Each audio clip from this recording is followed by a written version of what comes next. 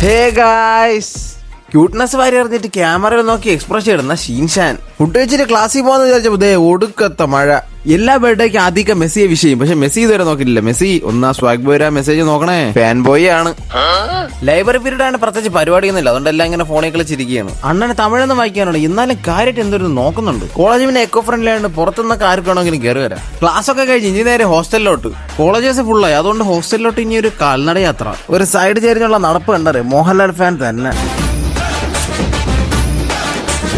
ഹോസ്റ്റലിലെ 5 star food വായിലേക്കാൻ കൊള്ളാത്തോണ്ട് ഞാനും പൂക്കിയാതെല്ലാം കൂടെ ഹോട്ടലിൽ കഴിക്കാനായിട്ട് പോവുകയാണ്. ഇതാണ് ആദിൽക്കാരെ വെറൈറ്റി സാധനം, പൂക്കിയാതിൽ വിത്ത് ലുട്ടാപ്പി ചെവി. സ്പോട്ടിലെത്തിയിട്ട് ഒരു ഫുള്ള് ഷവായ ഓർഡർ ചെയ്തു. മൈനസ് പിന്നെ നല്ല ഉപ്പായോണ്ട് പിന്നെ കഴിക്കാൻ നിന്നില്ല. കുറച്ചേരായിട്ട് ബാക്കിലിരിക്കണ ബെങ്കുമായി ആദിൽക്കാനെ വളയ്ക്കാൻ നോക്കുന്നുണ്ട്. ചിരി കണ്ടിട്ട് ഫാൻ ആയതായിരിക്കും. ഫുഡൊക്കെ കഴിച്ചിറങ്ങിയിട്ട് ഒരു ബേക്കറിയിൽ നിന്ന് ഒരു ബിങ്കോയും പിന്നെ ഒരു കടയിൽ കയറിയിട്ട് നല്ല ചൂട് ചുക്കാപ്പിയും കുടിച്ച് ദേ മെഡിക്കൽ സ്റ്റോറിന്റെ മുന്നേ ദീപമൊക്കെ കത്തിച്ചു വെച്ചേക്കാണ്.